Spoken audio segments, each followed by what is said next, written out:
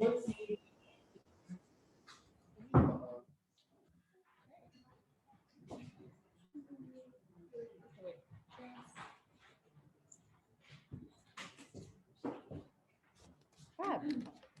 everybody. Thank you for coming along in person and online. Welcome to Relative Insights Spotlight event today on the emergence and divergence of the lexicon around wellness. You may or may not know, today is a little bit different. It's our first ever hybrid event. So we have everybody online as usual, but we also have a small number of people in the room here with me today. So welcome everybody. Before we get started, just going to run through a quick agenda. So hopefully, here we go. We're going to start off with an introduction from myself. And for those of you who don't know me, I'm Claudia. I'm a sales manager at Relative Insight. I'm going to be talking to everybody today about some research we've run, looking at changes in conversation about mental health, as well as looking at how different audiences talk about wellness differently. We are then moving on to a panel discussion with our four wonderful panelists who are joining us today via Zoom. We have TJ Power from Whitecalm. We have Erica Martinez from BGB Group, Tara Austin from Ogilvy Behavioral Science Practice, and Sanjeev Buddy from Octopus MoneyCoach. We will then be moving on to our keynote speaker, Nick Bella, who's with us here today from Influencer. He's going to be talking to us today about how influencers and content creators have made it okay not to be okay. And then finally, we'll be moving on to our Q&A. So just a little bit of housekeeping on this. We're doing it high tech. So what we have is a QR code. So if anybody has any questions, I think people in the room, we should have some pamphlets. So if you scan the pamphlet, and for you guys at home, if you scan it on your screen, then what you can do is you can send questions to my phone, promise not to check the whole way through, and it will come to my WhatsApp and then we'll read them out at the end. If you could please let me know who your question's directed at, so which one of the panelists or speakers, and then it means it can all run smoothly. If you don't have WhatsApp, don't worry, because you can also email me at claudia@relativeinsight.com and I'll check my emails as well. So hopefully that should be all bases covered. Right, oh, final bit of admin for people in the room. Fire exit and loos are downstairs. Hopefully you guys at home know where those are. And if we just all have phones on silent or turn them off as well, that'd be great. Perfect, so to kick things started then. So at Relative Insight, we run these spotlight series once every 2 months. And we always try and pick a topic that is important to us, but also we think is important to our clients as well. So why did we pick mental health and wellness, and why are we talking about it now? Well, 1 in 4 people experience mental health difficulties every single year. And as recently as 10 years ago, it was still considered a relatively taboo subject to even talk about.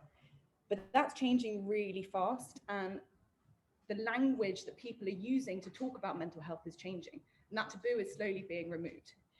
And that's where this idea of wellness comes into the picture. 79% of people now believe that wellness is an integral part of a healthy lifestyle. And the global wellness market off the back of that is booming, estimated now at a whopping $1.5 trillion and growing every single year. And obviously with events like COVID impacting so many people's mental health and bringing it to the forefront of everybody's minds in the conversation, brands and organizations need to understand how they can respond to that and the right language to use when engaging their customers. So what have we done to understand this, and why have we done it? Well, it's human nature to be triggered by certain words, and the right language about mental health and wellness is imperative for everybody to get right. At Relative Insight, we are insatiably curious about language. And for those of you who don't know what we do that well, we are a text comparison platform that help understand how different audiences talk, as well as how conversation shifts over time. So what we wanted to do is understand how the language around mental health and wellness has evolved over the last 10 years, as well as how the conversation differs between US and UK markets.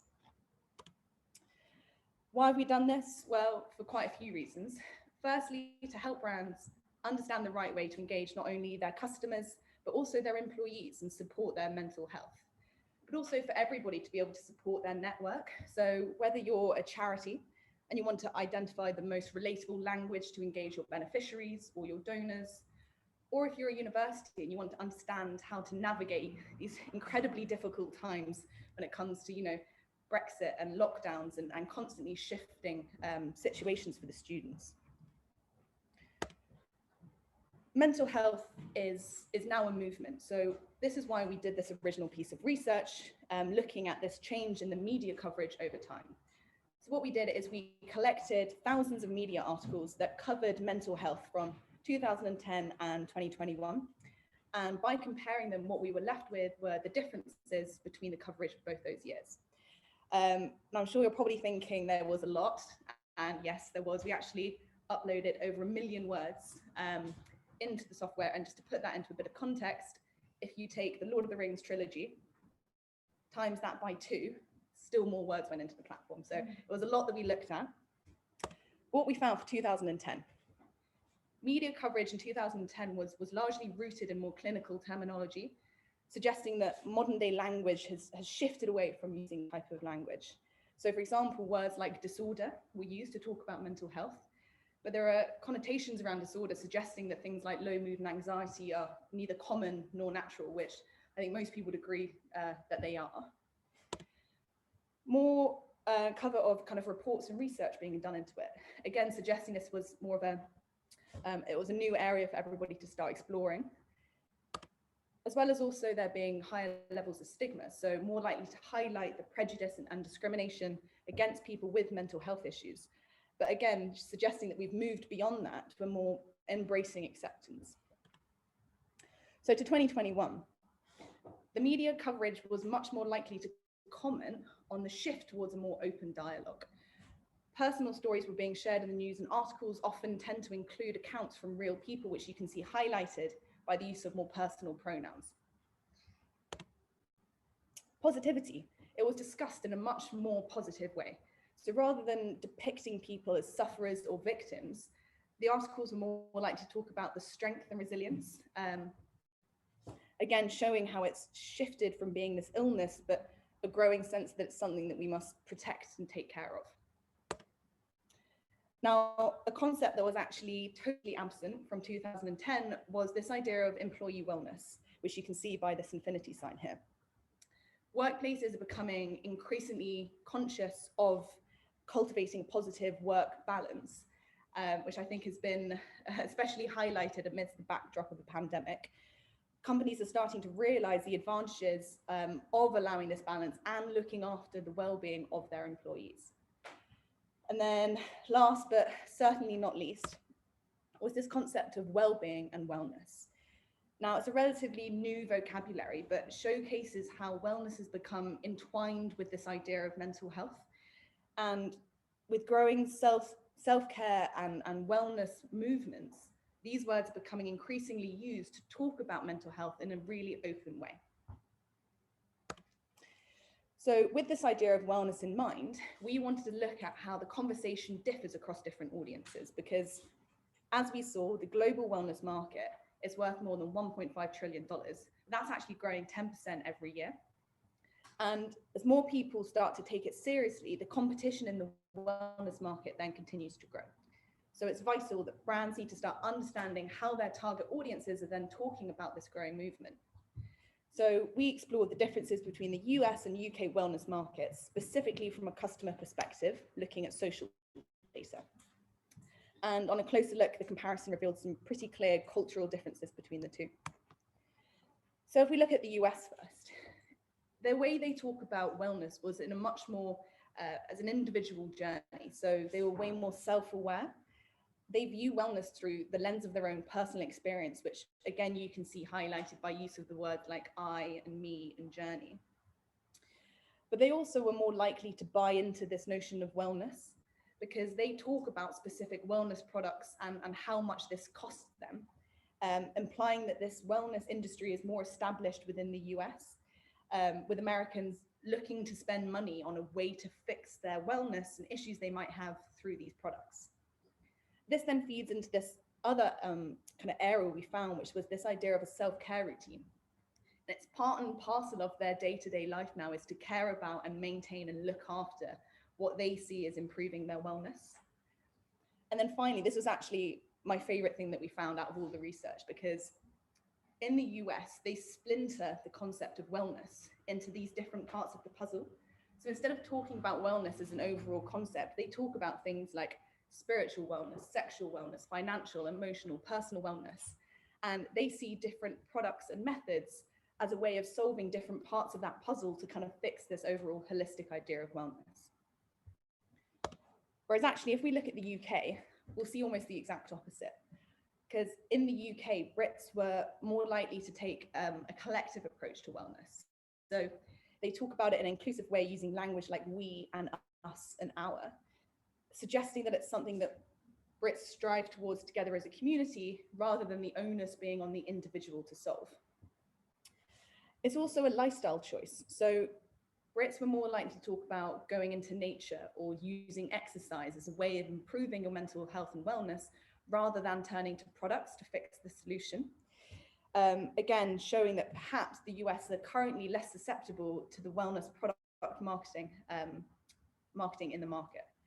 And then finally, this, second to last, we have the idea of wellness in young people. So in the UK, people were more likely to talk about how young people are affected by their mental health issues and looking to their wellness, but also encouraging the conversation amongst them as well. And a lot of that conversation kind of circled around this idea that, you know, during lockdown, universities and other educational institutions perhaps hadn't focused on and made it a priority to look at the students' mental health, which was criticized quite a lot. And then finally, this concept that we saw earlier, this workplace wellness. And as we saw, the importance of employee well-being has soared over the recent years, as businesses recognize that looking after your workforce is actually a way of ultimately resulting in commercial success. So whereas Americans view wellness as an individual narrative, it seems that Brits are more likely to care about incentives being put in place to support the well-being of others. So what can we learn from all of these insights? Well, we're slowly taking back our power through self-love and self-care. We're breaking down the stigmas and the stereotypes in mental health and creating a more honest and open environment to talk about it. But mental health is more than just a topic of conversation, it's a movement, and we're using language to shift that. And off the back of that, it's vital that brands, agencies, organizations, charities, everybody understands the constantly evolving lexicon around it in order to find resonant strategies to then appeal to both different audiences, but also your employees. Now, next week, we're going to be publishing a white paper that encapsulates all of these insights, and we will make sure to share the link with everybody. So if you missed anything or I spoke too fast, then you can read about it afterwards. So on to the next part of our agenda, we have our panelists. So what I'm going to do, if you guys want to turn on your cameras so we can see your lovely faces. What I'll do is I'm going to go through a round of intros for everybody, and then we're going to kick things off with an open question so you can hear from the main guys. So with us here today, we have Erica Martinez. She is the SVP of Brand Strategy at BGB Group in New York City. BGB Group is a medical comms agency where Erica has helped develop programs targeting a wide range of healthcare professionals and patients across different therapeutic areas. We then have Sanjeev Buddy, who is the head of sales at Octopus MoneyCoach. His wellness background started off at Headspace, and he now leads a team on a mission to change the lives of millions of people through financial coaching. Sanjeev's goal is to empower people to be able to talk about money from a well-being perspective through methods such as meditation and mindfulness. We then have TJ Power, who is the Director of Mental Health and Wellbeing at Whitecalm and co-founder of Me, which is Mindfully Empowered. TJ's background is in supporting the mental health of young women with cancer, and he now helps guide the staff of corporate organizations and startups to improve the way they communicate with themselves. And then last but not least, we have Tara Austin, who is a consulting partner at Ogilvy Behavioral Science Practice. And they work to creatively apply the insights of contemporary behavioral science to diagnose, create, and validate what they call unseen opportunities. And alongside her work at Ogilvy, Tara is a lobbyist for the psychedelic medicines, working alongside the Conservative Drug Reform Group. So welcome everybody. Can you all hear me okay? Yes. Fantastic, great. So to kick things off and to kind of let everybody meet you all, it'd be great to hear a few words from each of you on your thoughts and your opinions of whether wellness is just a different and nicer word for health. Erica, you're at the top of my screen, so if you want to kick things off. Sure, thank you. And thanks to everybody for joining today. It's really interesting, and it's particularly interesting, I think, to be representing the US perspective here and the healthcare perspective, because this is such an important and rich topic. And one of the things that I have reflected on, there's actually two quotes. The first one is that health is about the body and wellness is about the brain. And so that really ties very much into the notion of wellness as being something that is tied to a mental health discussion. But on the other side of it, there's another quote that says, when I becomes we turn illness into wellness, which really is a health-focused perspective, and one that also is very interesting in light of this conversation and the nature of personal versus community involvement. So I think that they are different. And I think that one of the things that will be really interesting to hear from everybody about today is whether you can actually separate health from wellness, or whether they are inextricably linked, if they are in. Perfect, thank you, Erica. And then we can work along the panel. So Sanjeev, great to hear from you. Hey, thanks. Erica, you got me thinking about a couple of things with your response already, but I'm going to hold off on some of that. I think, really, I think health is a part of well-being, not necessarily one can be interchanged for the other. So if you think of the Oxford definition of well-being, it's a state of being comfortable, healthy, and happy. And health is one piece of that. If we talk about the word wellness, that tends to be more focused, health focused, with a goal intended, for example.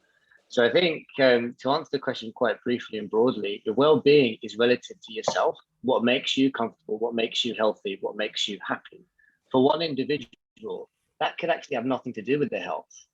And I think that's actually been a challenge around this subject, and why we're here having this discussion, and why there are so many different answers to it. Great, thank you. And TJ. Yeah, thank you for having me. This is a very cool discussion and have loved the conversation so far.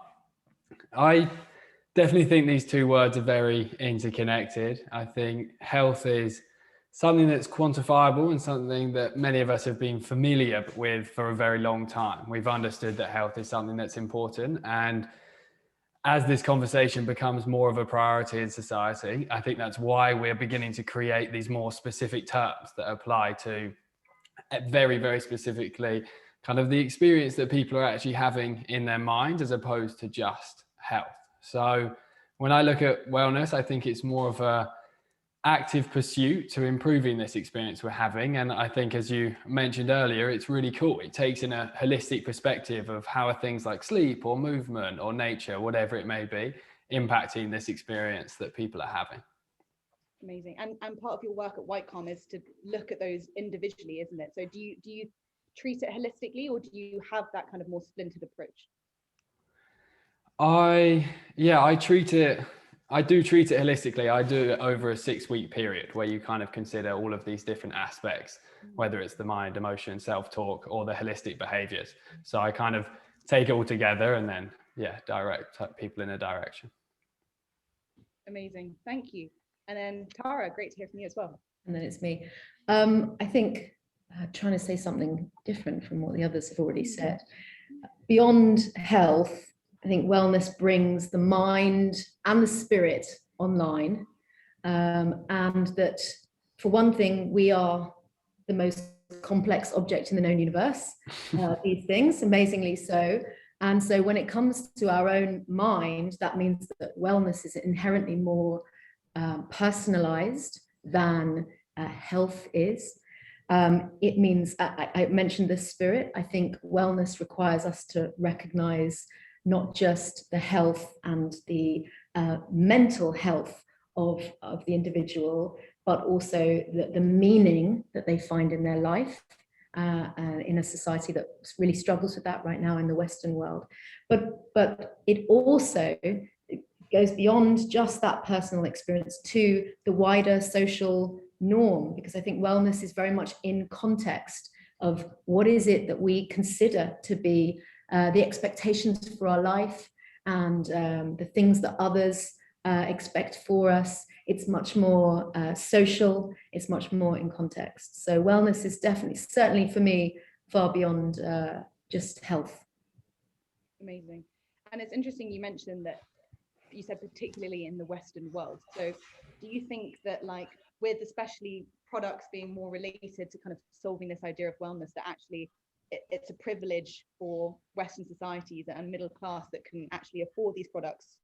Well, it'd be great to hear, Tara, from you, and then anyone else that has any ideas on that as well. I know Erica has a lot to say on this, and I think you know, we talked the other day about how the minute that you put industry as a word after any practice, the wellness industry, and you start to feel like you're being sold product, then there's going to be a challenge to what meaning can come from that. But I do believe, and the work that I do with psychedelics certainly is very much about beyond the it can start with a sort of physical ailment or a emotional and mental need, but ultimately psychedelic therapy does trade on and does require some understanding of, well, why am I here, and what meaning do I find in my life, if that's, and whatever that might be. But interestingly, psychedelic therapy always works in context. So the ontological container that you have, whether that's you're a Christian and you have a Christian experience in psychedelic therapy, or a Muslim, you have a Muslim experience in psychedelic therapy, or an atheist and you have an experience of aliens or elves or whatever it might be. Interestingly, when you really go into the depths of the mind, it's always in context of something or another. So I think our Western world, being more agnostic and atheistic, secular, does struggle to have conversations about what is sacred and what is meaningful. We are very good at having conversations about what is healthy and what is expected and what workplace wellness means. But I think some of that other stuff we don't have the language for yet. Well, I actually really want to touch on that later as well. And I think really interested to hear more about your work in psychedelics, and especially the language that you use around it. But before we lose this train of thought, I'd love to hear from Erica, especially if this is a kind of big focus for you, on your thoughts on kind of wellness being a privilege. And I know you've previously talked about this hierarchy. So I'd love to hear a little bit from you about that. Yeah, I mean, it really ties back to actually the data that you found about the number of products that Americans are buying that are wrapped up in wellness. Because one thing that you'll see, I mean, really two different ways to look at it. If the hierarchy we're talking about is Maslow's hierarchy of needs, and certainly at the bottom of the pyramid, we have things like health and housing, food, the basic things that you need. And as you move up into higher levels of the pyramid, you're able to achieve some of the ideas that I think we associate more with wellness and well-being, as opposed to looking at mental health as an area that is treated pharmaceutically or otherwise. I think that if we don't have health, if we're not healthy, if we are sick, if we have a disease that is prohibiting us from being able to live our best lives, which is a lot of the language that we use, it's hard to have a sense of well-being. And I think that from a commercial standpoint, one of the realities is that if you speak to people who are of a lower socioeconomic status, and you go and you ask them about what wellness activities they're participating in, they might look at you like you're a little bit crazy, because that is not necessarily the language that they're using right now. Yes, they know we're talking about eating right, we're talking about exercising, we're talking about the principles, but when you start talking about what you do for wellness, that language is not necessarily entrenched in that community yet. And it doesn't necessarily need to be. What's important is that we're communicating about exercise and healthy eating, but you have to give people the opportunity to actually eat healthy if that's going to be part of the wellness focus. So it is complicated. There was a graph that I saw a couple months ago. It was a circle chart that sort of was suggesting all the different things that you could do for wellness. It came out around the beginning of the pandemic. And most of the things involved money. And it was go to a spa, get a manicure or a pedicure, and a lot of the things that we talk about in terms of self-care, which are great ideas, but it was very, very commercially oriented. And that's a challenge I think that we need to be able to address, because I think it was Tara who was just mentioning that when our society is well, we're all able to have more wellness, and when we understand that sort of shared idea. So there is some corporate responsibility in terms of ensuring that there is access to wellness if it's something that we believe in. Otherwise, we run the risk of just essentially selling wellness snake oil. Yeah. And do you think then that there's anything that brands and organizations can do in order to encourage more of this kind of like open and inclusive conversation from people from all backgrounds? I think it's about being willing to talk about it. And I mean, certainly when you are dealing with the socioeconomic status, being willing to talk about the fact that we don't just have an upper and a middle class, but there are also people who are poor.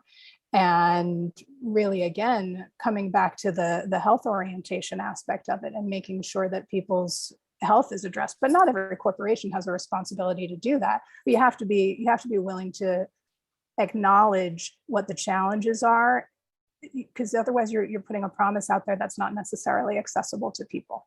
Yeah, absolutely. And actually, Sanjeev, I was going to kind of, I was hoping to talk to you about how you change the language that you use to different types of people to make it relatable. I know we kind of met a few weeks ago and you mentioned that, you know, you might speak to kind of different demographics from people from different backgrounds in different ways. So it'd be great to hear a bit from you about kind of how you shift and use language in order to kind of get this idea of wellness across.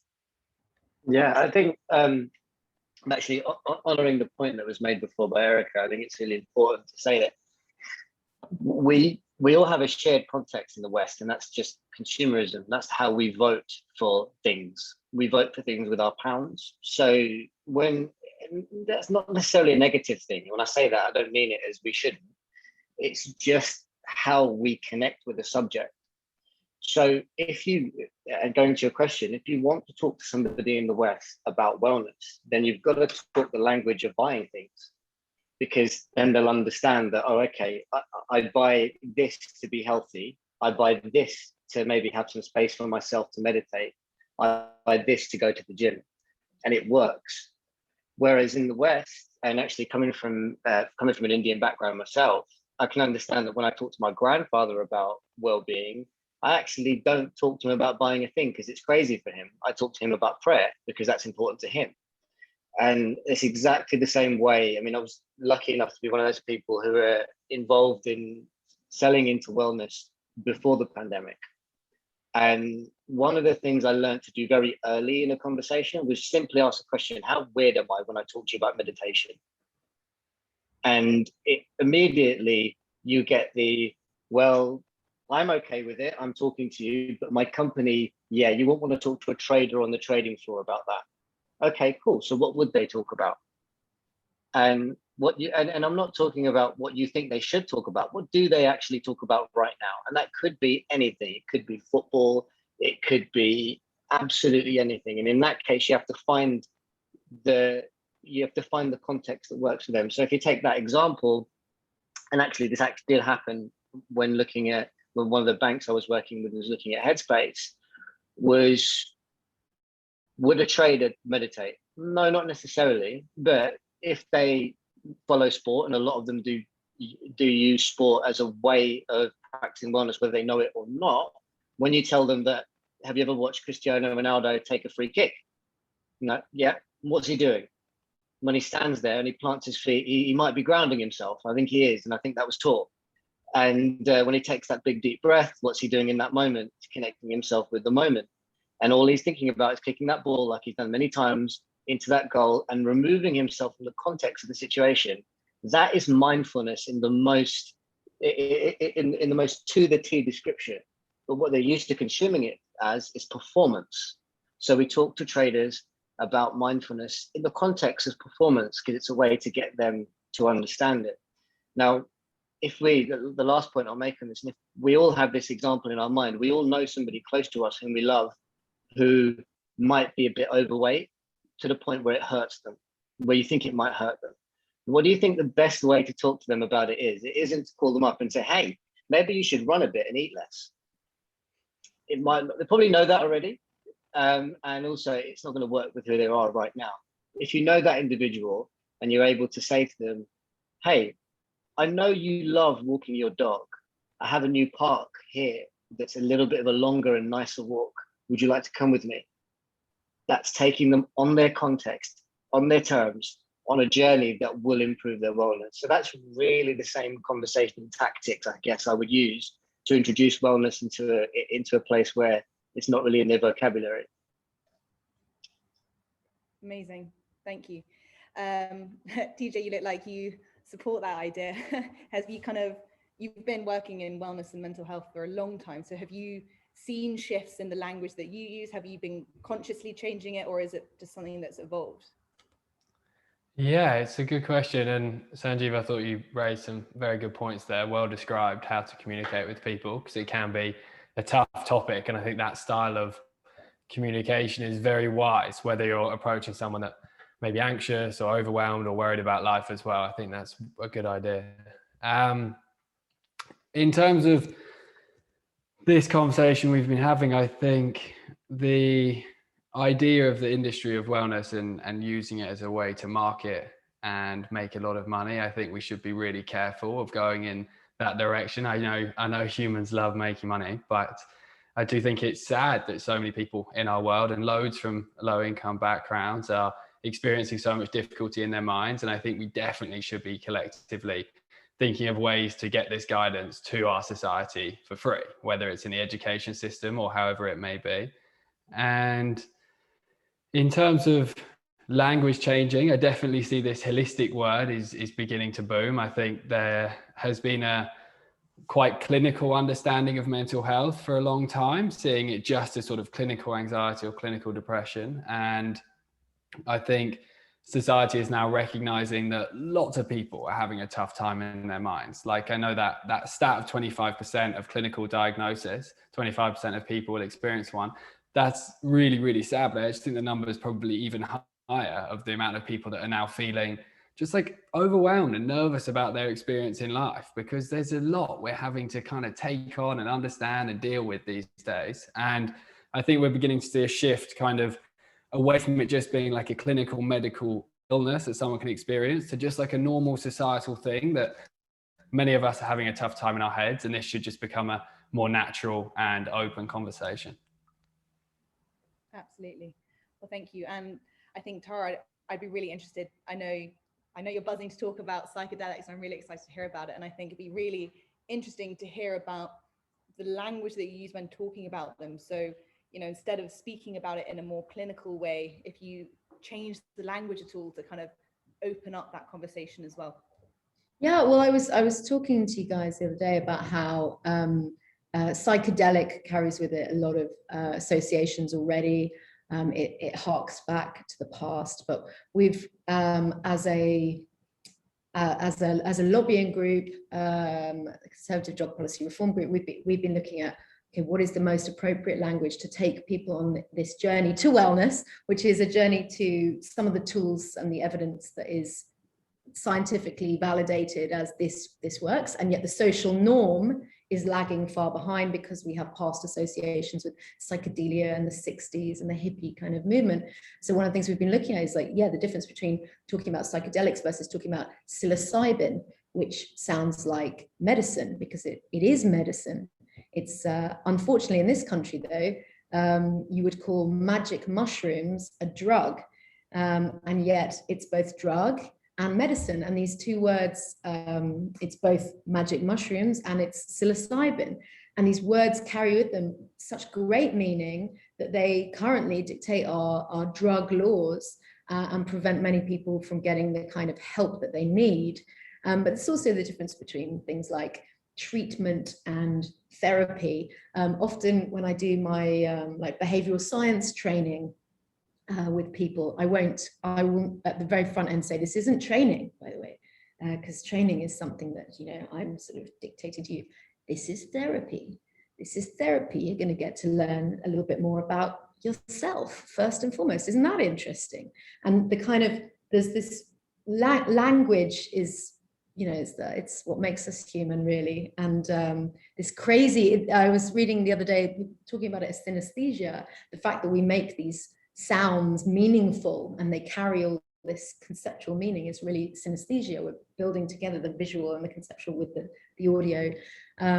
But this language and it has such power in how we reframe one thing from another, from a drug to a medicine. Is the difference between, are you going to take it or not? Are you going to embrace that? And yeah, I mean, I could talk all day about psilocybin alone, so I probably should stop. But I know we were having a conversation more broadly about sort of social norms and some of the work we did on FGM, for example.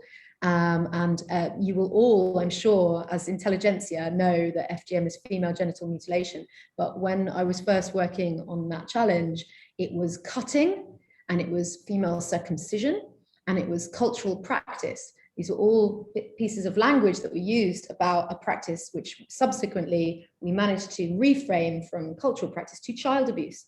And from taking the language from female circumcision to not only female genital mutilation, but FGM, a very sanitized little acronym, that new language actually allowed our male ministers in the Houses of Parliament to talk about cutting off the labia, clitorises of little girls, which was something that they were absolutely not comfortable. The social norm was very much against them in holding that back. And yet, as soon as we sort of sanitized this to FGM, and we got the whole community using the same language instead of talking about cutting and all these other things, when we were one concerted effort behind that, suddenly nobody stood against us. And of course, the social norm emerged overnight and shifted very, very quickly when we were all really singing from the same hymn sheet.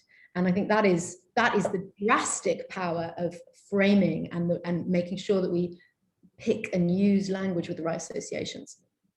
Absolutely. I think from our research, we can see that that's happened with wellness as well. It's a more comfortable, less taboo word to use to talk about kind of like solving these problems. And I think I'm sorry. No, please, Erica. If I may just jump in, equally passionate about the psychedelic space. I think that there some more of what you see, certainly in the conversations that are happening in the US with companies that are working in the space. We see a lot of conversation about psychedelic assisted therapy. That's language that didn't exist before and really connects the use of the drug, and I say that from a pharmaceutical perspective, a drug or a medicine, to the therapeutic practice that's associated with it. So that's already a change that that is very much in place. I think the flip side, though, is that as we look at, talking about, again, the question of access, if you're going to have psychedelic assisted therapy provided to you for your mental health issue, your resistant depression or your PTSD or what have you, it's going to be going through the standard medical realm of things, and hopefully your insurance will cover it. Right now, the therapies are not on label, and so the drugs are not covered by insurance companies. On the other side, there's a whole industry of psychedelic tourism, which are, it all really looks fabulous in Jamaica and Costa Rica and places where you can go and have the therapeutic experience, which really is wonderful for your well-being, for your wellness, if you can afford it. And one of the things that the psychedelic explorers are really trying to figure out how to get around is how to ensure that there is access. Because if you think about addiction management, if you think about some of the, the many indications that this therapy could be useful for, we want to make sure that it's, it's something that is available to everybody, and it is very challenging. So I think yes, we could go on and talk about it for a long time, but it's a very, very apt discussion for this particular topic. Yeah. To take it back to this language question, I was talking to Professor Tim O'Brien just this week, and I haven't read his book yet, so forgive me. But one of his key theses is around the fact that self-esteem doesn't exist. That actually individuals have many, many esteems, and they can give some esteems to something, and they might be quite low in other places. And the example he gave, to bring it back to that question of the elites and access is he was working in a school for very children who'd been excluded, young men who'd been excluded, and he asked a young man, you know, he was really bad at literacy, and it made him feel bad, and he said, oh, I've got low self-esteem. I've got low self-esteem. That was the answer for his poor literacy level. And he said, well, tell me something you're really good at. And he said, I'm really good at breaking into cars and into houses and this kind of thing. And he said, okay, well then when you're doing that, you've got loads of esteems. You've got lots of them. And okay, over here, you've not got very many, but you haven't got low self-esteem. It's not a permanent state of affairs. And I think, again, this comes back to language and how it forms our identity, and also indicates our behavior, or at least the opportunity for behavior. It gives us a sense of control or not over our current circumstances, but also our future. And I'd argue maybe in the case of, you know, not everyone can afford to buy themselves a beautiful spa treatment and those kinds of things. But what we can as a society get right is what is the optimum language that we can use to arm ourselves and one another, and absolutely the most impoverished people within society. What is the optimum language that we can give them to help themselves, or at least not to hold them back? Absolutely, it's the language of how you speak about it to everybody, but then also how, you know, with individuals as well, and how you work with them across all levels. And I know, TJ, that's something you kind of really focus on, is about that inner dialogue with yourself. So I'd love to hear a bit about kind of, you know, what does healthy look like, and how can people get there? Yeah, I think inner dialogue, our self-talk, is such a foundational pillar of our mental health. It can even seem unusual at first to imagine that we're chatting away to someone in our head, but we are, like, you're conversing with them all day about your decisions and what you're up to. And just starting with the self-talk conversation, one of my biggest areas of research is into technology and into social media, to understand the impact that that's having on us. I don't believe it's like a coincidence that mental health has now gone into such difficulty as social media and tech has boomed. And I'm not someone that's against it. I use social media, I post on it, and always have loved technology. But when you look at something like self-talk and how many of us judge ourselves and criticize ourselves a lot these days for our work, our looks, what we're doing, who we're friends with, how much fun we're having, whatever it may be, I think it's important to recognize that constantly every day being able to see a highlight portrayal of what everyone is up to, everyone on our feeds is doing, it's going to make us feel dissatisfied with our experience and sometimes judgmental to how we're living our lives. And with that in mind, I think the biggest thing is that we're constantly telling ourselves what we're not doing right effectively. We're not working hard enough, or we don't look good enough, or we're using our phone too much, or whatever it may be. We're telling ourselves off for what we're not doing. And I think many of us these days are doing loads to try and support ourselves. We understand, oh, I need to sleep, and I need to exercise, I need to spend time outdoors, I need to eat good food.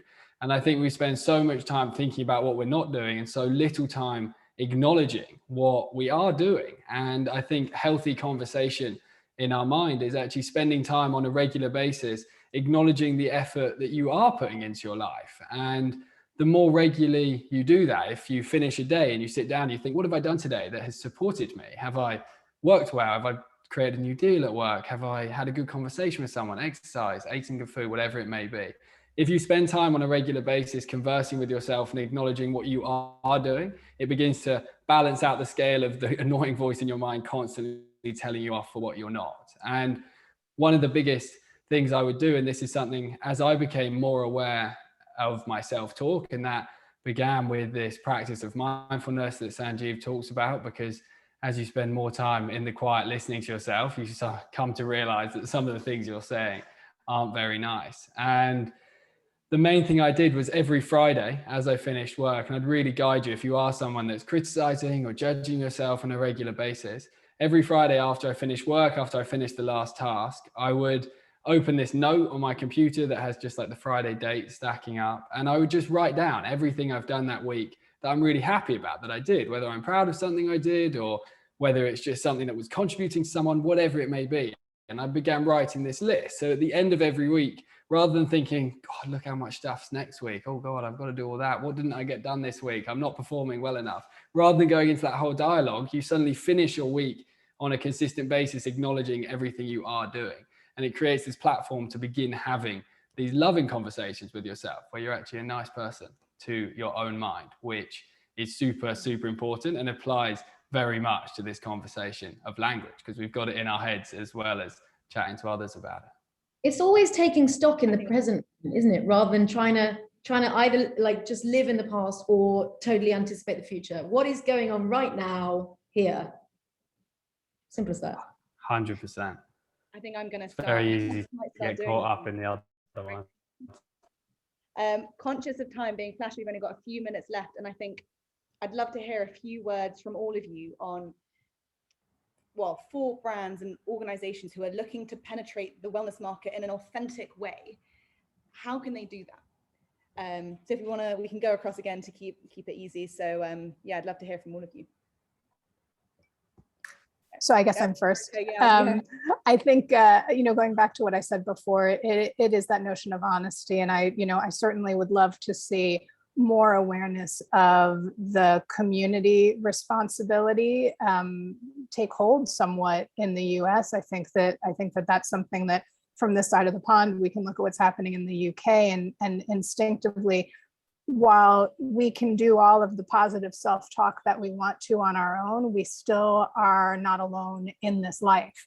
And understanding that and the importance of community and really the potential responsibility that a company can have in that way is important. I think when it comes to marketing of products, just take everything that that I was saying and Sanjeev was saying and so forth into consideration. You've got to be honest about what's going on in the world. And if all that we do is create a hierarchy where some people have access to wellness and other people don't, we are not going to be a well society. And then we're not delivering on our, kind of corporate social responsibility or really community responsibility. And so figuring out how to balance that is going to be important.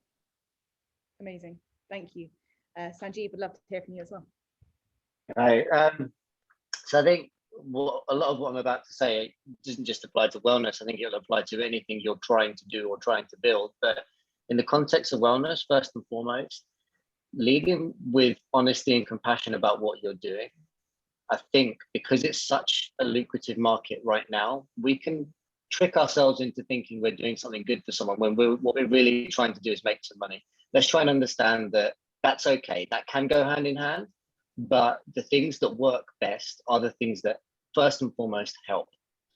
So that's the one conversation to have with yourself. And to stay on the subject, actually, TJ raised a really good subject there about self-talk. When someone chooses to purchase something, buy into something, it's when the language penetrates their own self-talk, when it becomes something that they start to say to themselves. And you might have heard this a few times, but people do choose their teachers, even if you don't have a coach. Your teacher can be social media, it can be many things, it can be the companies in front of you. If you're choosing to be a teacher, and that's what you're choosing to do when you're moving into the well-being space, and you're choosing to educate on a subject to the point where somebody buys your product, choose the type of language that's going to be beneficial to somebody that will also help them buy into your product. Then hopefully you should achieve the balance that Erica was talking about. And then after you've got to that point, people are buying your product. And luckily, I've worked for companies for a long time that have been successful in getting people to buy into their product. And right now we're trying to get people to use self-talk and talk to themselves about their own finances. Once you have that, start thinking about what you can do from that position to get it to those people who can't afford it and don't have access. And that's the hardest thing to do, but that's where you're actually going to make the biggest impact. And that's where it links to the very first thing I ask you to ask yourself, is this actually helping? If it is, and you've given yourself a position to make money from it, think about how you can get it to other people without it harming anybody else around you, as in having to give your time away for free too much, etc. It can all happen. It can work. I've seen it work. So yeah, set yourself those missions. Brilliant, thank you. And then let's go to Tara next, so you're not last in the line again. And then TJ, you can close the show. So Tara, it'd be great to hear from you. Well, I mean, it's all to do, it's all on intention, right? The authenticity piece and making sure that the intention of the business is one that is appropriate for the modern world, sustainable, all of those kinds of things. But I think the thing that I could bring to the table or talk about would be that that optimization piece that I was talking about in business with language. So trying to remove wherever possible shame and these kinds of negative fear motivations, but particularly shame. So an example of this would be, we did a project with an adult incontinence product, and that was the problem. Adult incontinence as a piece of language is something that's probably deeply shameful for many people. And so we were looking at reframing that as manageable bladder weakness, that this kind of just or a relaxed bladder, I think was one of the pieces of language we were testing. Again, just putting the locus of control onto the person and going and saying there's no shame in who or what you are and how you live your life. And the language of the category we are now going to change to make it more appropriate for you to live without shame. So I think there's a lot that business can do to sort of optimize on that level. Brilliant. I think that's, yeah, I love that. Very smart. And then TJ, last but not least. Yeah, this is another good conversation. I think for this, I think it's very much to do with the languaging and the language and the messaging that companies are portraying when they're trying to guide people into their products. And I think a lot of the time it really should be focused on meeting people where they're actually at, because sometimes when you're looking at brands or organizations or influencers that are behind brands, it can look in the mental health space like they've got it perfect and now they're in this really good happy space where they don't really experience stress. And often when you're someone that's wanting to consume the product, it's because you're actually in a situation where you're feeling like really anxious and nervous and overwhelmed. And I think sometimes it can be too far out of reach when you look at the way in which people are communicating their products. So having that authentic messaging whereby the company communicates that they haven't just got the entire solution and it's all solved, but it's a consistent journey, and acknowledging that at times things don't go to plan and these are our strategies to help you get back into a better space, I think is very worth the while of meeting more and more people. Brilliant. Thank you so much. And thank you all four of you for taking part. I think that was so interesting, and really, hopefully everyone else did too. Lots of smiling faces here, so good job. Well, what we're going to do now is move on to Nick. So if you guys wouldn't mind turning off, unless you can stay on if you'd like, and we'll bring you back on for the Q&A at the end. And then we have Nick. So Nick Spurler is the Strategy and Partnership Director at Influencer. I'm going to intro you and then come on up. And Influencer specializes in delivering global creative strategies for influencer marketing campaigns. And Nick oversees the commercial operations and creative services and has worked in the influencer marketing industry for 7 years. So over to you, Nick. Thanks. That was going to be my opening bit, and now you've thrown me. Yeah. Cool. And I'm guessing if I just press next, does my slide come up? Okay, I'm going to give it 3 seconds. Let's see. Or am I pressing down? No. Tech issues. I know I should have practiced before. No problem. It should just, there you go. Oh, there we go. Cool. Well, I mean, yeah, I think introduction's already been made there. Oops, I'm jumping around far too fast. And actually, I kind of wish I'd gone first, because sitting there listening to these guys talk and then thinking we could probably redo a lot of this and actually inject a lot of what they said into this, and it would probably be kind of, yeah, really, really add to it. Obviously, we bled in, very similar stat, I think. In fact, exactly the same about the wellness industry. And I think it goes without saying, as we've heard, that wellness and mental health, mental well-being, I guess the importance of it is on the rise, but the kind of outward importance that people put on it, consumers, audience members, and then obviously what I'm talking about, which is influencers. And as Claudia mentioned, I'm from Influencer. We specialize in influencer marketing campaigns. We've been around for 5-6 years. I've been in the industry for 7-8 years, seen the change that has come about. And I think it's really interesting when you looked at those language stats. I've definitely seen that reflected in the way that influencers talk, what they talk about, what they say.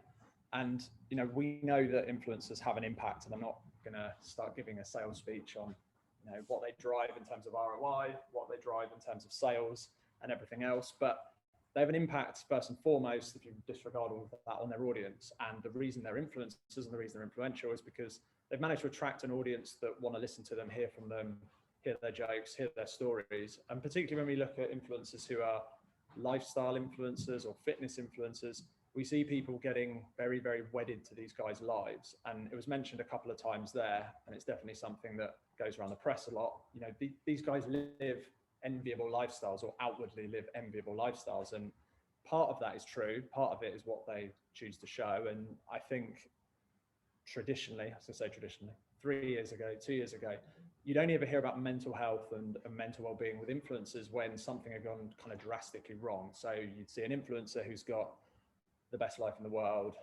holidays, when we could go on holidays, restaurant visits, bar visits, you know, great boyfriend, great girlfriend, great life, loads of nice clothes. And then all of a sudden they kind of come crashing down and everything reveals wasn't quite so there. And I think particularly the last 12 months, and something that we've noticed during COVID, but particularly starting before that as well, you saw a lot of influencers realize that they had a lot more to offer their audience than just this kind of this lens on their life that wasn't necessarily 100% true. And actually, for their own well-being, talking about a lot of these things, maybe privately at first in DMs and small groups, was beneficial to them, but actually it was beneficial to their audience and beneficial from a, maybe this isn't meant to sound so crass, but to their engagement. You know, when they put up a picture and say, I went to this bar, people are like, oh, that's great. I went to this beach, no, that's great. When they said, you know, I've been struggling this week with my mental health, here's why, here are the things I've been doing to improve it. They start to see people comment and have discussions. And we've definitely noticed that. And it's definitely become something that influencers, I think, have started to see their own value to their audience. And they're, you know, they're not just going to advertise brands. They're not just going to tell you all the great things, but they're going to tell you about the less than great things and how to overcome that. And we've got 2 examples coming up. And actually, frustratingly, we don't have the content from this one. This was a couple of years back now, maybe 3 or 4 years ago.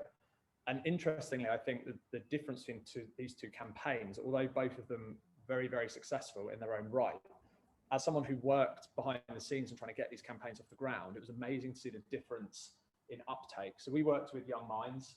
Don't know if anyone here is from Young Minds, but they are a charity, if I've got this right, who work with young people to address mental health issues. And we did a little series called Anger Unboxed, where we got influencers to talk about issues they'd had with anger management in the past, how they'd overcome that anger management, and also the negative sides of not dealing with anger correctly. I think we worked with 3 or 4 influencers. It was a short IGTV series, and actually getting hold of those influencers was really difficult.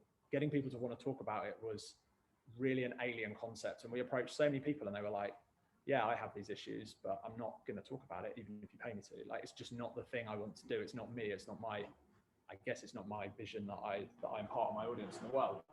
It was really successful. We worked with 4 creators. They really delivered. They went to a studio, did a little Q&A. They really sort of came out for their boxes and talked about it. Had some really good issues, ways of dealing with it. Young Minds, I mean, you know, talking about brands here. As a brand, they wanted to increase their Instagram presence. We worked with some big content creators and it definitely did that.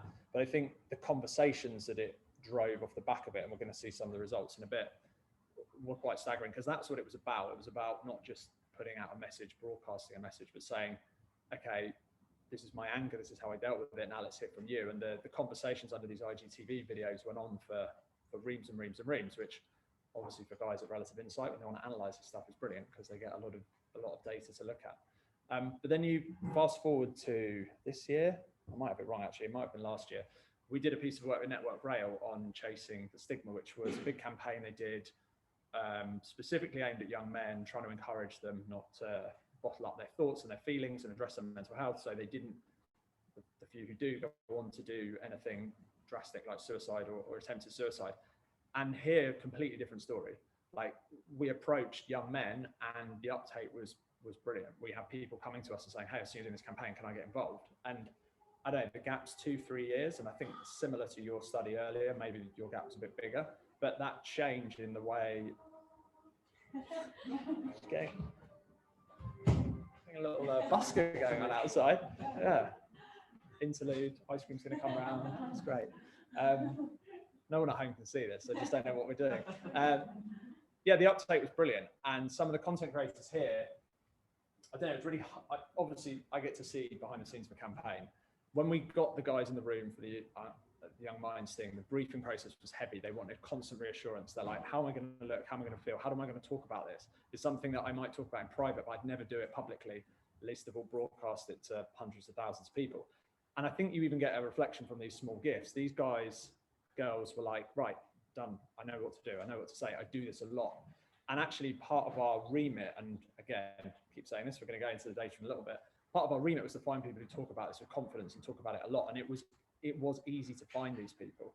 And it was easy to find people who had a strong audience, a well-connected audience, and they talked about this to such an extent that their audience went to them for that advice, for that reflection, and for that feeling of, okay, I go to this person, I follow this person because they help me with my mental well-being.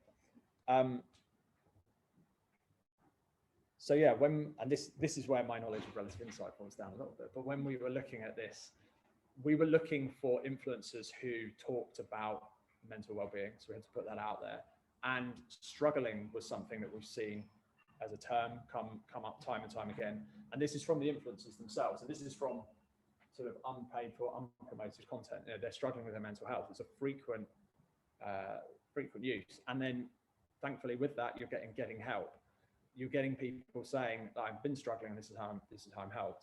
And we also, within that, obviously, we're going to look for people who partner with charities who are much more likely to talk about it. But as I said, the distinction between the two was huge. People had massively changed over those few years in terms of regular kind of work with charities, mental health. And some of these guys have been working as ambassadors for these charities. They see it as such an important part of their content output, an important part of the work that they do. So I think it's there. We've seen influencers are 6.6 times more likely to use the expression struggling with mental health when talking to their audiences than a general audience. So they're definitely a group of people who've got that, definitely going above and beyond to talk about this area. And actually on the campaigns, when we then analysed the follower content, what was really interesting was amongst all of the long, lengthy and very valuable conversations around mental health and how you deal with it, and anger and how you deal with it, is actually influencers coming forward and saying, or sorry, their audience is coming forward and saying, really, really grateful that you talked about this. And it's great that you're showing support to this and raising awareness of this, and there's similarities, and there was talk of pride. And I think that's really important because, you know, outside of this conversation, which is obviously very important on mental health, we've also got this notion that in marketing, particularly influencer marketing, audiences are getting bored of the same old content. You know, I was chatting to a couple of people earlier about this. You know, we could run a campaign with Starbucks, show them some beautiful pictures of people holding a Starbucks in a really great location. We can do it once and everyone's like, oh, that's cool. We do it twice, everyone's like, oh, that's interesting. Third time, it's falling flat. Fourth time, it's falling flat. When you actually inject purpose into this content, audiences stop and they listen and they take the time to read the content and comment on the content and have a discussion. And on the kind of the commercial side of things, that's what brands want to see. So actually for us, you know, getting Network Rail involved in a conversation about this was going to do way more for the brand than anything else we could talk about with Network Rail, selling train tickets or, you know, raising awareness of the latest rail strikes or something like that, which we've also worked with them on. So it's these kind of things that actually brands and organizations need to look at and focus on, particularly when they're working with influencers. And then, yeah, just to follow on from that, I think what we saw in the comments was that whole point of raising awareness, that came out kind of first and foremost.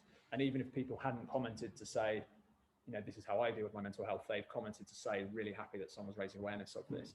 And actually then praising the influencers for going to the effort, being so candid and being so open.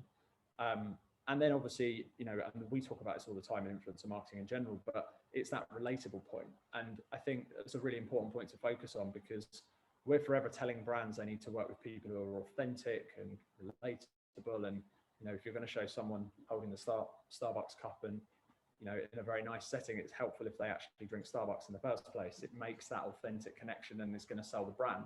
So in this instance, you're getting that even more to a deeper level because these influencers are being relatable about a subject that their audiences want to talk about and want to hear on. Honesty as well. And then finally, gratefulness, you know, an audience saying, we're so grateful that you actually talked about this and brought this up. And yeah, as I just said, you know, what that means for brands. We've done a lot of work with a lot of different research partners in the past. And I think I'm looking for the thing, I don't think it's on there. I think this is from our GWI report, which is a global web index report we commissioned last year. And a lot of the audience of that report, a lot of the recipients said they wanted brands to be informative, They really wanted brands to stand for something and have a purpose. And that was a top desired feature, as it says there, amongst Gen Z. So for that group, and when brands and organizations are looking to target that group, purposefulness has to come first and foremost. And from that and within that, we know that mental health discussions and mental well-being is something that these audiences react to really, really strongly. So outside of working with people like Young Minds, or outside of working on a campaign that's specifically looking to drive an impact amongst mental well-being and wellness, we've been encouraging brands to actually actively do this with their campaigns and think not just about, keep using Starbucks, and I don't know why, they're not even a client, but Starbucks, you know, how do I sell more coffee? It's not about that in this instance, in this kind of increasingly crowded digital space. It's about how can we do something that's going to deliver a purpose, going to deliver some meaning, and going to actually change the way people think, start a conversation. And with that comes all of the other metrics that brands love and want, you know, the engagement stats, the likes, the comments. And we're actually going to start to see campaigns that stand out, win awards, deliver on what they set out to do, but also are going to generate things that are positive for the audience members of them. So yeah, I mean, that's just something that we've been focusing on. And I think those two examples, as I said, really, really great at contrasting the change over the years in influencers, and how a lot of them have realized that they don't just need to portray this beautiful image, and they don't need to portray their perfect life. They can actually be very, very honest with their audience, and in return, they're going to get a lot back. See their audience grow, know they're helping their audience, and also help themselves, which is obviously a kind of complete circle of value for all of them. So I think that's actually the last slide. So I hope that's been really informative for you guys. I feel like I went through that quite quickly, but actually we're not doing too badly for time. So yeah, I mean, obviously part of the Q&A in a second, so happy to take any questions on any of the campaigns there, or anything further about the work we've done with influencers in this space.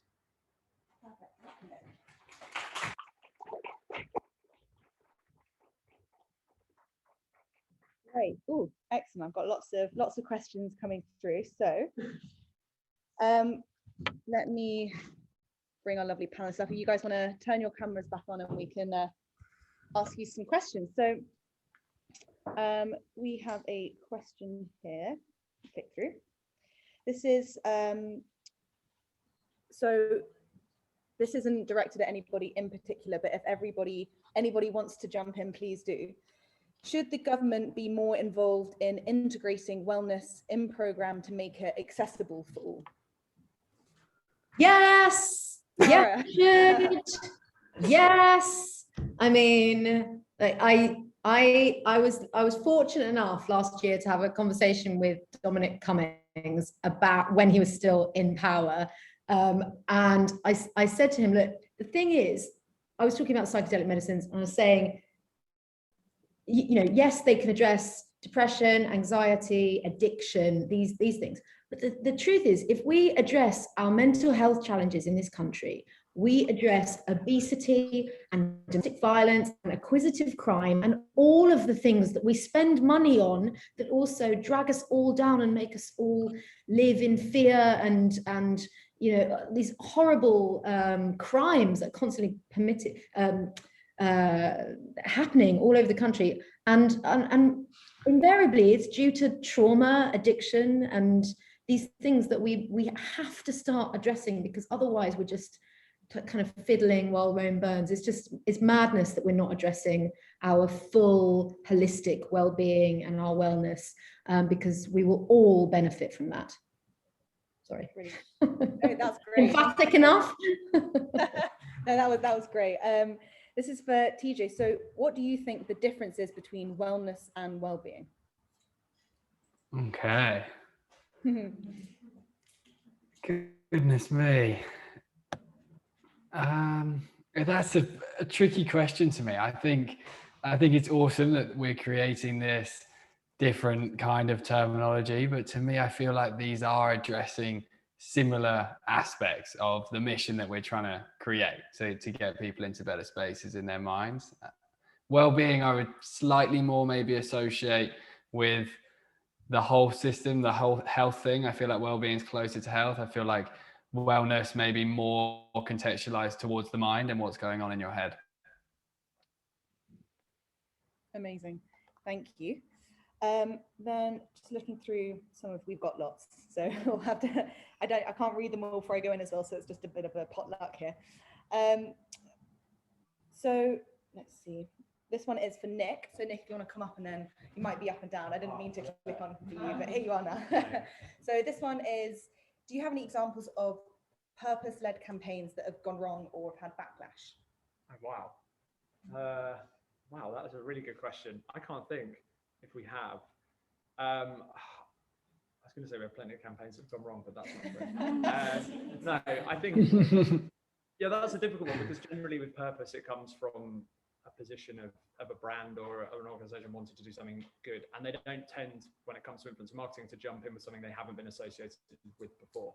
So let's pretend Starbucks again are a sponsor of Young Minds. They may have been doing that for 4 or 5 years. The collaboration is there, the authenticity is there. When they jump into influencer marketing, then they kind of know what they're doing, and people expect them to be part of that. I don't think, unfortunately for this question, we've ever been involved in anything that had a sort of great intention and then veered wildly off course. We do a lot of work to vet influencers, due diligence, ensuring they're the right people. So yeah, I'd hope that it has happened. I haven't heard about it. So. Amazing, yeah. Thank you. It's not an influencer piece, and I hate to bring out our skeletons sat in the Ogilvy building here, but we did have exactly that incident that you're talking about, in that Ogilvy has built the Dove brand, the campaign for real beauty. Dove, Unilever, totally invested in it for many, many, many years. In theory, you couldn't question their dedication to that cause, and yet we produced a campaign in which there were different sized bottles. You may remember this, different shaped bottles, and it was absolutely trashed internationally, all over the world. And the interesting thing was, I would say that the team wasn't even really prepared for the backlash that happened.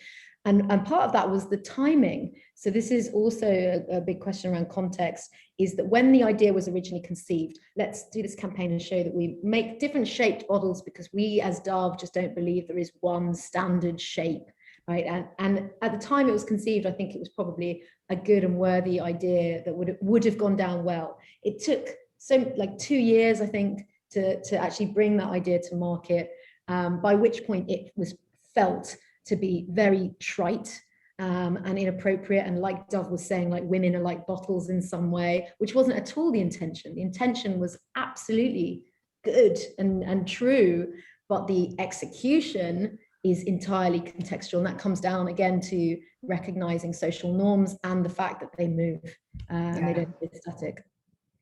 Yeah, there was something really interesting that I was reading this morning too, which does go very specifically back to the idea of language, that I was not aware that there are a series of books now that are out for parents to read with their young boys that are designed to give a different idea of what it is to be a boy, with the intention of combating toxic masculinity kind of as a global challenge.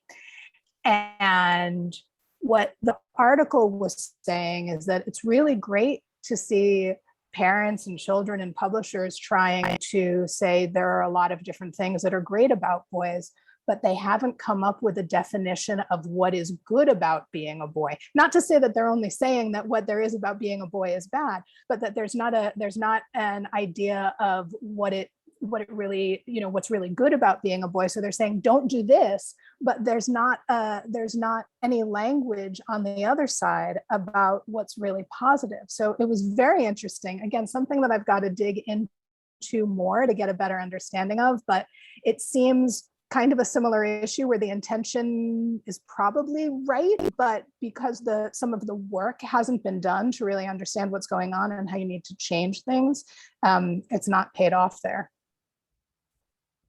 Brilliant, thank you both. This one is for all panelists and speakers. So we've talked a little bit about how the conversation has evolved over the last decade, but how can we guide the cultural conversation forward for the next 10 years? So what's the next step that we can do to help our audiences?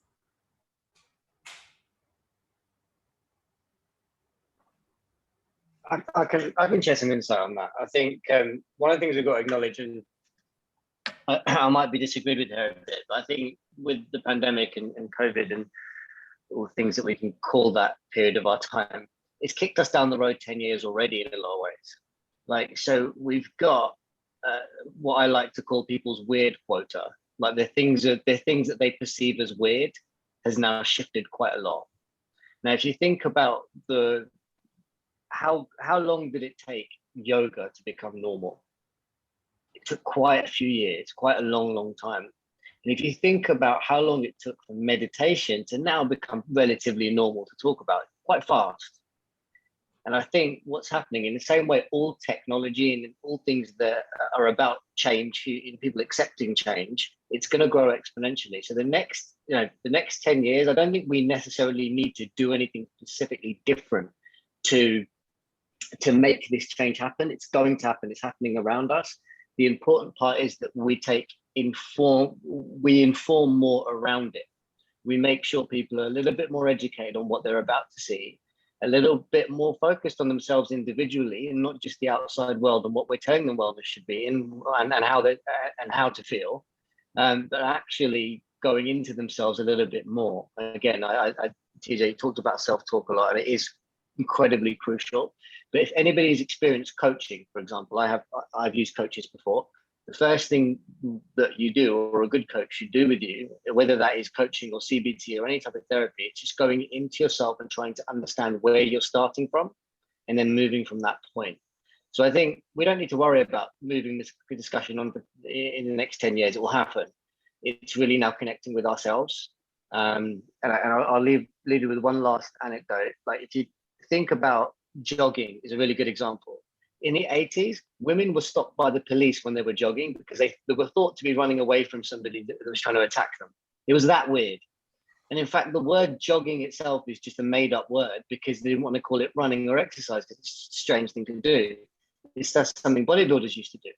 It took us quite a long time to move from that point. Now we're here and we're on the same subject. Let's not skirt around it. This is the same subject. We don't have to shepherd it anymore. And now it's about ourselves. Brilliant, thank you.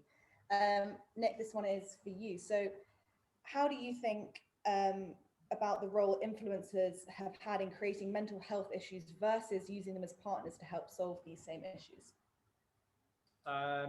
Yeah, that is a good question. I'm not sure if influencers themselves have created mental health problems on their own. I think, and I'm sure some of the panel are very much more educated than me on this. I think social media has a role to play in that, and for a lot of influencers who have unwantingly be part of a drive of social media to affect people's mental health in a negative way, it's just been a kind of pinnacle of that. I don't think not that I know of any influencers who purposely set out to kind of damage people's mental health. I think, as we said, by showing a kind of sterilized version or idealized version of their life, that can have a negative impact on people. I definitely think, influencers as an industry, if influencers are an industry, there is probably going to be some form of maturity with the industry at some point, which sees them taking more of a stance on that and helping. I think individuals within the industry already do that.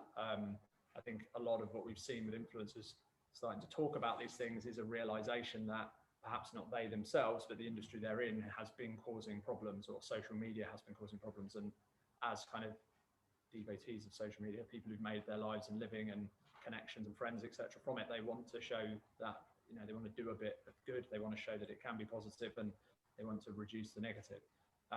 So I think, we could have done a presentation to start on that, and we could have started with some of the more negative stuff, particularly the headlines in the papers of the last sort of 3 or 4 years. But yeah, I think we're kind of getting to a stage where we're moving away from that, and influencers are seeing themselves more as a positive change than part of a negative problem. Yeah. One thing that strikes me, I don't know how popular the show was in the UK, but there was a Netflix show called 13 Reasons Why that was very popular here. And I didn't watch it. My son did. And I guess, I don't know, he was probably around 13 or so at the time, but there was a lot of backlash from educators around it because all the kids were watching it. It was very sensationalized, and it did give them a lot of language around different aspects of mental health issues, but it didn't really provide them with an outlet to know where to go to talk about it and to be able to process some of the information that they were finding in it. And so that was very complicated. I know a lot of schools in New York City were trying to figure out what exactly to do because the kids were coming in and using terms that they didn't necessarily understand and starting to express a lot of issues with mental health that kind of hadn't been ready to be dealt with. So that was very challenging. We haven't heard about it. I guess there were 3 seasons. We haven't really heard anything about it since then. There's probably something else we're watching instead, but it was definitely a tricky situation. Great, thank you. Tara, this one's for you. So Amy said that you make a great point around self-esteem, and we must choose so carefully in how we choose to speak to others, particularly those more junior to us, because words matter and they ultimately shape how they form their identity as a young professional. So are there any pointers that we can use to avoid misinforming someone's sense of their own wellness? Oh, gosh. I mean, I think the more that we can do with if I don't know about professionally, if this is professionally, but particularly when it comes to children and young people, that piece about positive self-talk, but particularly identity labels. So labels are so sticky that we attach to them, whereas we don't attach to behaviors. There was a Harvard study where they asked people at the beginning, at the top of the form, please do not cheat. And then, people still cheated in the measurement that they had. But when they said, please don't be a cheater, they found that people didn't cheat. Because it's one thing to cheat, but it's a completely different thing to be a cheater. And no one wants to be a cheater. And no, the least that we can attach negative labels to our children, you are the joker of the class, any of that kind of stuff, I think the better, and maybe the more positive labels that we can kind of give them that reassert that identity, because we're all I don't know if you know this word, homunculus, like a little man that lives inside our brain, a little person inside our brain, a little woman, whatever.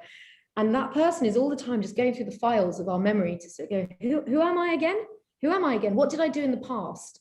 I'm somebody who goes to Starbucks. Therefore, I did it before. Therefore, I'm going to do it again. And these identity labels are, I'm a joker. Therefore, I'm going to make a joke. I'm not good at, I don't know, like any of these kind of, I'm a cheater. Yeah, fine, I'm going to cheat again. And I think the more that we can do to reassert positive identity labels and avoid the negative ones, the better.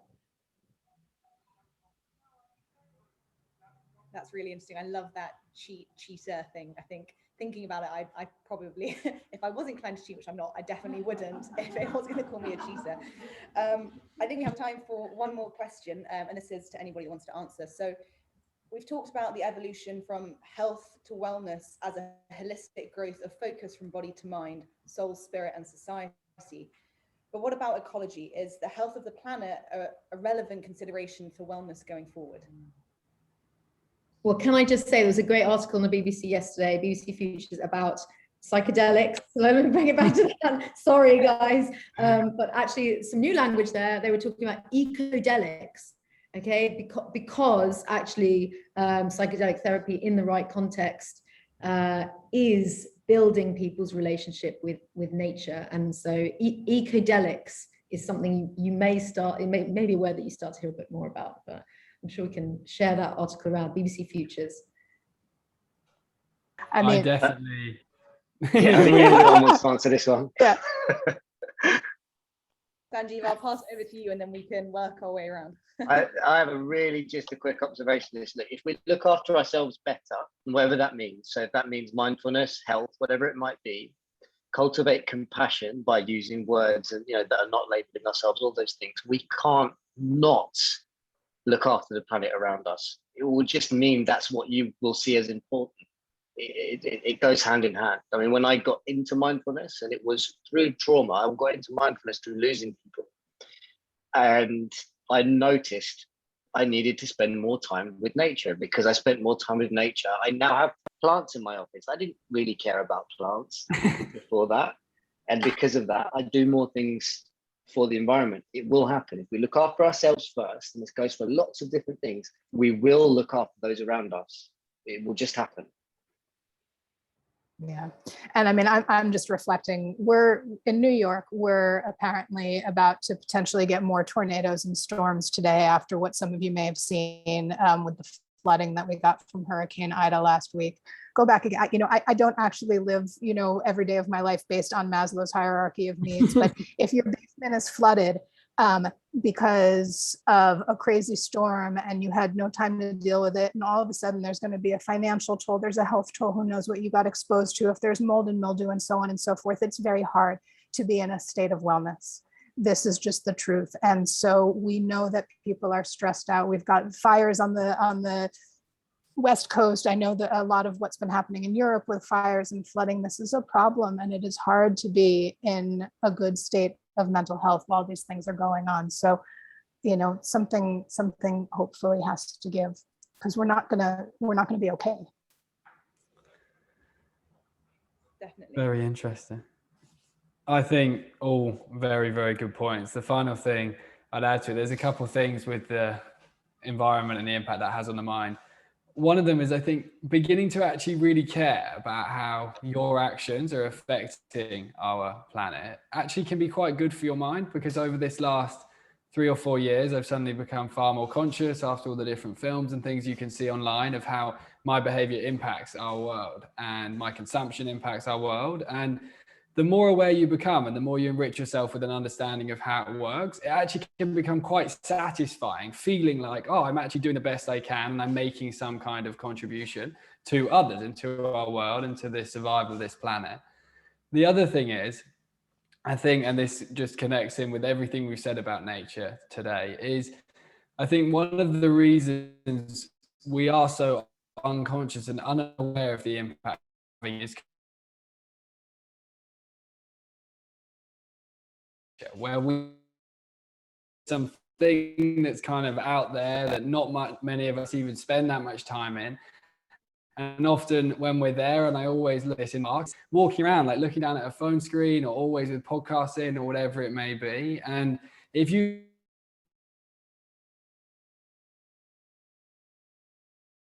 what you're looking at and things, if you build a relationship for the outside world, it then begins to motivate this part of you that wants to help save it. And I think that's one of the most important things we can do.